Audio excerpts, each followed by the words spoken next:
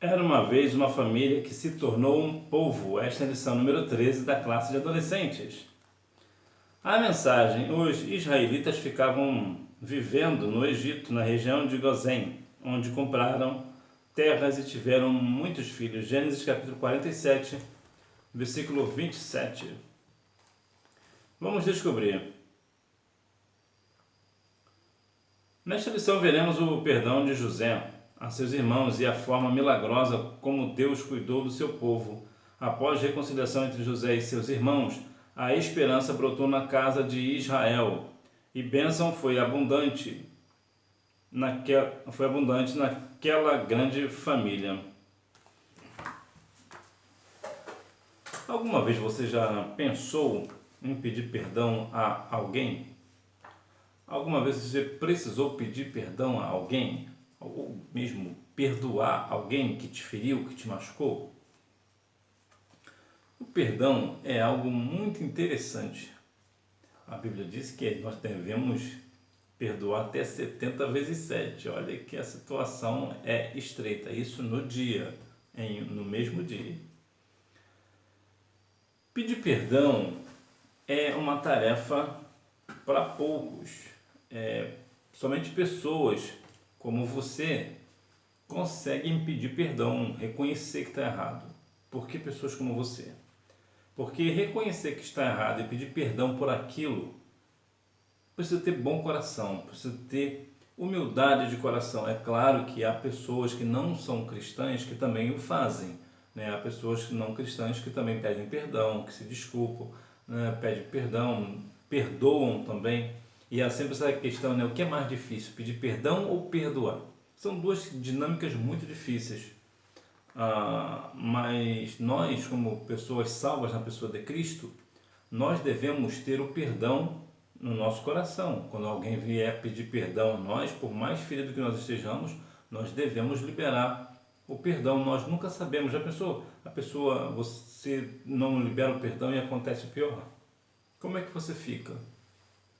É uma situação muito difícil. Agora, mais uma vez, pedir perdão e perdoar não são tarefas fáceis. É muito difícil, é muito difícil.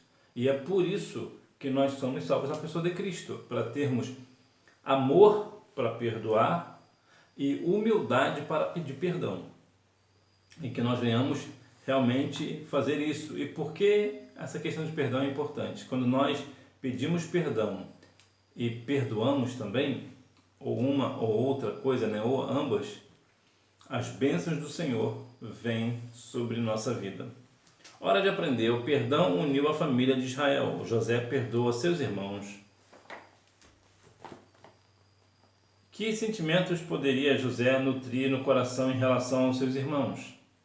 Ele foi alvo de ódio e jogado por eles em um poço, sendo vendido a mercadores logo depois. Na nova terra, o Egito, José foi negociado como mercadoria a Potifar e algum tempo depois foi lançado na prisão injustamente. Se teu irmão fizesse isso com você, você o perdoaria? Olha que situação difícil. É difícil, é difícil. Então, há aqui algumas questões que nós poderíamos pensar, né? Se José acontecesse com José, o que José pensava em seu coração? Será que ele perdoaria os seus irmãos ou estaria ainda com ódio no coração? Estaria com raiva dos irmãos, né? Ou no sentido de vingança, por exemplo. Veja que o perdão uniu a família de Israel. O perdão vai sempre trazer bênção para o lar, para a vida. Ainda que por alguma razão aquela pessoa não queira perdoar ou algo assim, mas quando a pessoa pede perdão, ele automaticamente está se livrando da culpa. Por quê? Porque ele está reconhecendo que está errado. Então ele pede perdão.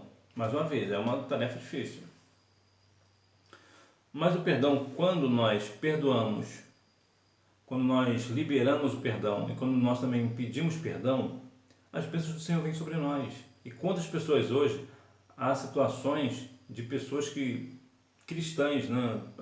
Na verdade nem cristãs, né? Pessoas que vão à igreja, que às vezes vai para as escolas bíblicas dominicais, está nos cultos de doutrina, é uma bênção do Senhor na casa de Deus, e ficou nisso.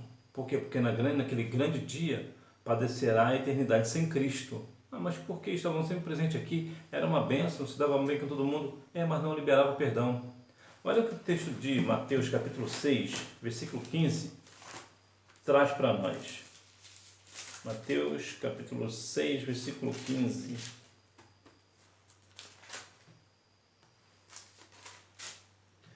Porém, se não perdoardes aos homens as suas ofensas, também vosso Pai Celestial não perdoará as vossas. Ou seja, se nós não perdoarmos aos outros, Deus também não nos perdoará. Se eu não perdoar o meu irmão ou a minha irmã, o Senhor Deus também não irá me perdoar. E uma vez que eu não estou perdoado, como é que eu vou entrar no céu? Eu não entro. Veja como é que é importante a situação do perdão, a ideia do perdão. Então nós devemos, independente, perdoar e pedir perdão. Por quê? Porque ou perdoa e pede perdão, ou no céu não vai entrar. Então o pensamento é esse daí. Cristo e o perdão. José é exemplo do que Cristo ensinou muitos anos depois sobre perdão. No Sermão do Monte, o mestre ensinou que seus ouvintes a amarem aos inimigos e orar pelos seus perseguidores. Jesus ensinou que não devemos limitar o perdão. É muito interessante que nós, de modo geral, nós só queremos amigos, né? Na rede social, por exemplo, todo mundo quer seguidor. Mas já imaginou que as redes sociais, por exemplo, o Instagram, por exemplo, o Facebook, até mesmo aqui no YouTube eu acho um pouco mais difícil, mas também era possível. Já viu que poderia ter um botãozinho lá para ser perseguidor, para a pessoa, sabe, para você ter certeza que a pessoa está te perseguindo e não te seguindo? A pessoa lá no Instagram seguir alguém ou perseguir alguém, pessoa seria interessante, não? Por quê? Por que eu estou dizendo isso? Porque de modo geral nós queremos seguidores, nós queremos amigos, pessoas que nos seguem. Mas aqui o Senhor nos deu uma lição difícil: orar pelas pessoas que nos perseguem. Imagina, por exemplo, o apóstolo Paulo era perseguidor da igreja. Então, por ele ser perseguidor da igreja, a igreja tem que fazer o quê? Orar por Paulo. Olha que situação. Nós devemos ter essa dinâmica também. Nós devemos orar pelas pessoas que nos perseguem. Orar e perdoar essas pessoas que nos perseguem. Olha que tarefa difícil, né? Mas foi isso que Cristo nos ensinou a fazer, lá no Sermão do Monte. Deus providenciou o sustento para a família de Israel, a providência divina em meio à fome. Deus enviou José na frente de Jacó ao Egito para preservar a vida do patriarca e de seus filhos. Se José não tivesse naquela terra como governador, talvez todo mundo morreria de fome. A questão da fome sempre foi notória desde sempre. No Brasil, por exemplo, há sempre essa dinâmica, né, é muito usado na época de política, né, eles usam muito isso, né, tantas pessoas estão passando fome, né, passando necessidade. E entre uma coisa e outra, é claro, nós não devemos aqui eximir nenhum e nem outro, né, todos nós, de modo geral, somos responsáveis, né, por a questão da fome no país, de uma forma ou de outra, direta ou indiretamente, nós acabamos sendo também responsáveis, junto com o governo, com o Estado, se bem que o Estado, na verdade o Estado só atrapalha, né? O Estado, na verdade, é essa daí. Tirando o imposto do povo e não dá um serviço bom para o povo, né? A verdade é essa daí. Na verdade, o serviço que o Estado presta é um péssimo serviço em todos os segmentos, em todos os sentidos. Mas a fome, quando é governada aqui no caso por José, que era um homem de Deus, não estou dizendo também que somente quando uma pessoa cristã vai governar que vai dar jeito. Não, temos péssimos exemplos de pessoas cristãs, pastores, líderes cristãos que estão na política e estão fazendo coisas piores do que os ímpios, né? Mas quando uma pessoa tem de fato um interesse de fazer algo para o povo, ele sabe administrar. E por isso que o povo não morreu de fome. Por quê? Porque José, ele fez aquilo que tinha que fazer. separar na época das vacas gordas, né, das grandes colheitas. Ele colocou lá nos armazéns, preparou, deixou tudo lá estocado direitinho, tudo certinho. Para quê? E a gente vai na medida certa. Eu namorei uma jovem há um tempo e ela falava uma coisa muito interessante, que ela dizia: dia de muito, véspera de pouco. E isso, se José fizesse, o que aconteceria? Todas as pessoas morreriam. Ou seja, se não, hoje nós temos muito, então vamos nos fartar, amanhã não terá nada. Então o que ele fez? Ele fez as questões das divisões. Ele preparou: hoje eu vou liberar tantos quilos, vamos assim dizer, né? E amanhã será a mesma medida. Para quê? Para equilibrar, para não gastar demais e também ao mesmo tempo não deixar o povo passando fome. Então está sempre um equilíbrio. Então, por esta razão, porque José teve um equilíbrio nas despesas ali na questão da dispensa, o povo não passou necessidade. Isso também cabe para nós. Nós também devemos ter o mesmo equilíbrio. Não é porque hoje nós temos muito que nós vamos esbanjar. Nós precisamos separar um pouco isso aqui, tanto na questão financeira, né? Tanto também na questão dos alimentos. Hoje eu tenho muito, então eu vou separar, porque amanhã pode ser que eu não tenha muito. Ou ainda eu posso ajudar uma pessoa que está necessitada. Nós devemos sempre pensar sobre isso. Pensar e agir. Deus proveu um lugar no Egito para a casa de Israel. Ali os novos moradores do Egito ficariam perto de José, teriam condições de alimentar seus animais e seriam sustentados durante o período de fome. Assim, nada lhes faltaria.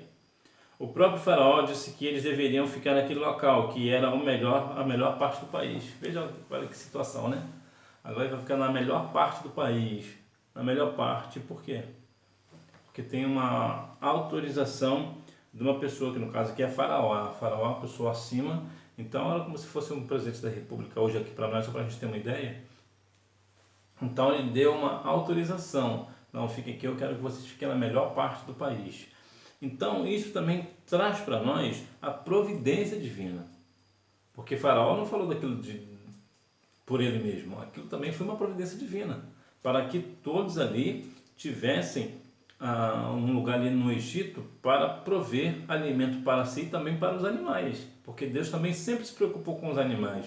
Deus sempre tem essa dinâmica, né? As pessoas dizem que não, mas sim, se for olhar nos textos bíblicos, né? Agora é claro que na questão dos animais, os textos bíblicos são claros, os animais não são mais importantes e têm mais valor do que o homem, aí não, de forma nenhuma, mas o animal também tem o seu valor. Inclusive no livro de Jonas vai falar acerca desse negócio, né? Que tinha cerca de 120 mil pessoas, sem contar também os animais. Então até os animais também entraram. Por exemplo, na questão da Arca de Noé, poderia ter salvo muita gente, mas como é que foi o negócio? Não foi lá separado os animais na Arca de Noé? Por quê? Porque os animais são importantes. Então veja que aqui, tanto na questão humana quanto na questão dos animais, Deus providenciou o alimento para todos. A família que se tornou um povo, a família cresceu. Deus havia prometido muitos anos antes a Abraão que sua descendência seria uma grande nação. No Egito, essa promessa começou a se concretizar. Os filhos de Israel iam crescendo e multiplicando-se porque Deus era com eles. Quando Deus é com seu povo, e Ele sempre será com seu povo, o povo vai multiplicar. Nós seremos cada vez mais fortes, por mais que as pessoas queiram fazer isso, queiram fazer aquilo, que tentam acabar com o cristianismo, né, que perseguem o cristianismo, que matam o cristianismo. De modo geral, pelo menos 8 pessoas morrem por ano, ou melhor, por dia, em algum lugar no mundo por causa do evangelho, porque são cristãs, né, geralmente fazendo missões, né, de modo geral fazendo missões, mas porque são cristãs as pessoas são mortas, ou seja, são perseguidas, mas ainda assim o cristianismo não acaba, porque não acabará, porque Deus é com eles. Moça Baixo cantava uma música muito interessante sobre essa questão de parece que quanto mais matam pessoas, matam um cristão, mais cristão aparece. Então veja que, de uma forma bem clara e objetiva, não se preocupe. nós seremos sempre multiplicados. O Senhor sempre irá fortalecer o seu povo, porque Deus é conosco. Israel abençoou os filhos de José. Na mesma ocasião, Israel profetizou o que aconteceria nos dias futuros. Deus levaria seus descendentes de volta para a terra de Canaã, pois o Egito não seria a morada definitiva deles. O Egito, ou o mundo, né, para nós aqui, não é o nosso lugar. Nós estamos aqui de passagem. Nós iremos para Canaã celestial. Nós iremos para as mansões celestiais. Hoje ou amanhã, um dia, chegaremos lá. Então, nós precisamos compreender sempre que nós teremos essa bênção no nosso meio. Nós sempre teremos esses dias futuros. Nós não devemos esperar o Senhor somente aqui nesta terra. Nós devemos aqui, no sentido que eu quero dizer, esperar o Senhor nessa terra é esperar somente ter uma vida boa aqui na terra e acabou. Não. A nossa vida não é aqui. Nós estamos aqui de passagem. Quando nós partimos para a eternidade e naquele grande dia, nós estaremos para toda a eternidade com Cristo nos céus de glória. Entretanto, para isso, o que nós devemos fazer? Continuar obedecendo ao Senhor e à sua palavra, sabendo que sempre o Senhor estará nos dando vitória. Israel abençoa seus filhos. Ao abençoar Judá, profetizou que seus irmãos o louvariam e se curvariam diante dele. Também afirmou que os seus descendentes sempre governariam e as nações lhe entregariam presentes. Como isto seria possível? Israel estava profetizando que Jesus, o Messias, sairia da tribo de Judá. Por isso, Jesus era judeu. Aqui até uma questão aqui, abrir um parêntese. Judeu é todo descendente de Judá, hebreu é descendente de Éber, israelita é toda pessoa que nasceu em Israel desde a fundação do mundo até 13 de maio de 1948, na verdade até 14 de maio de 1948, e israelense é toda pessoa que nasceu em Israel a partir do dia 15 de maio de 1948. Aqui só para te dar aqui uma curiosidade. Pois bem, veja que Jesus nasceu da tribo de Judá, ele veio da tribo de Judá, por isso é o leão da tribo de Judá. Portanto, Jesus era judeu. Então, o abençoado Judá profetizou que seus irmãos o louvariam e se curvariam diante dele. O Senhor Jesus é o nosso Senhor, e toda língua confessará que Ele é o Senhor, e nós estaremos toda a nossa vida aqui na terra louvando e adorando o seu santo e poderoso nome. Conclusão: o perdão de José foi uma demonstração de sua confiança em Deus. Ele sabia que o ódio só causa destruição. Assim, Deus providenciou por meio de José para Israel e toda a sua família um bom lugar no Egito, onde puderam crescer e prosperar até que se tornaram uma grande nação. Há uma outra questão aqui sobre a questão do Egito, que o Egito para nós tipifica o mundo. Isso significa que, mesmo no mundo, nós estamos aqui no mundo, Deus pode nos providenciar um bom lugar. Não que nós vamos aqui criar raízes, morrer aqui, ficar aqui e só esperar aqui. Não. Do Senhor, Ele pode, segundo a vontade dEle, preparar um bom lugar para que nós venhamos morar, ter uma boa casa, né, ou um apartamento, né, um bom apartamento, ou carros, e ter uma vida financeira boa, entre tantas outras coisas. Mas é importante que nós venhamos notar também que o Senhor também espera de nós humildade, altruísmo, né? Observar, principalmente essa questão do perdão. Nós devemos perdoar uns aos outros, ainda que alguém tenha muito dinheiro, né? Tenha fortunas, né? Ainda assim precisa perdoar aquela pessoa humilde, né? Todos nós precisamos perdoar e pedir perdão. Haverá um momento na sua vida que você terá que perdoar alguém, e geralmente são pessoas muito próximas, talvez seu pai, a sua mãe, né, a pessoa com quem você vai namorar. Então, há sempre essa questão de nós só pedimos perdão para aquelas pessoas próximas, porque é isso, é o nosso convívio. Então, somente essas pessoas próximas também que vão te ferir. Então, você vai ter que liberar perdão também para aquela pessoa que você ama tanto. Então, nós devemos ter no nosso coração e na nossa mente essa maturidade que sim, um dia eu terei que pedir perdão a alguém, eu também terei que liberar perdão a alguém. E por que isso é importante, essa questão do perdão? mais uma vez, porque se eu não perdoar o meu irmão, a minha irmã, ou não pedir perdão ao meu irmão ou à minha irmã, naquele grande dia, o céu não abrirá para mim, como diz Mateus 6,15. O Senhor não me perdoará. E aquele que não é perdoado pelo Senhor não herdará o reino dos céus. Então, o perdão é sim extremamente necessário para todos nós. Eu ouço desde garoto uma frase que eu acho até muito interessante, que diz o seguinte, que na porta do perdão Satanás fica barrado. Satanás não entra. Então veja que sim, nós devemos ter isso no nosso coração, não deixar que Satanás entre no nosso coração e que queira, por alguma razão, fazer com que nós não venhamos liberar perdão ou pedir perdão. Nós não devemos ter esse pensamento, alguns pensamentos de cristão, por exemplo, de pessoas que dizem que eu sou pastor, eu sou presbítero, eu não vou pedir perdão a uma pessoa que é menor do que eu. Isso não é da parte de Deus, isso é algo que Satanás tem colocado no coração das pessoas, então repreenda isso no nome de Jesus. Vamos praticar. Número 1. Deus disse, eu sou Deus, o Deus do seu pai. Não tenha medo de ir para o Egito, pois ali eu farei com que os seus descendentes se tornem uma grande nação. José mandou aprontar o seu carro e foi para Gozém, a fim de se encontrar com o pai. Quando se encontraram, José o abraçou e chorou, abraçado com ele por muito tempo. Então José foi dar a notícia ao rei. Ele disse, o meu pai e os meus irmãos vieram da terra de Canaã e estão na região de Gozém com as suas ovelhas e cabras, o seu gado e tudo o que tem. Os israelitas ficaram vivendo no Egito, na região de Gozém, onde compraram terras e tiveram muitos filhos. Portanto, prosperaram.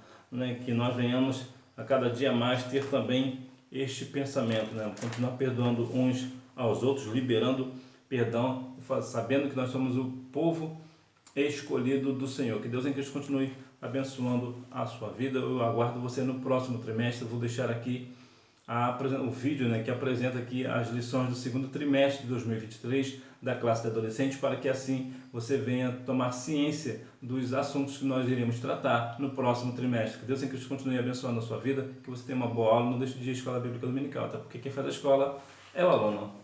Tchau!